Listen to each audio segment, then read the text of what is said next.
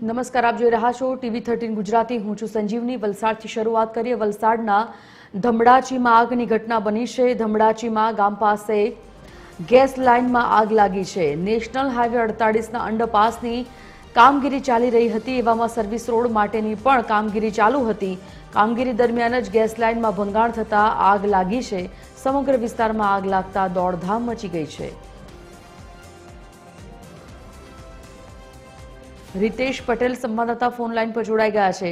Ritesh, gas line में आगना समाचार शू विगत? जी बिल्कुल संजीवनी, वलसाडना धमडाची विस्ताરની આ ઘટના છે।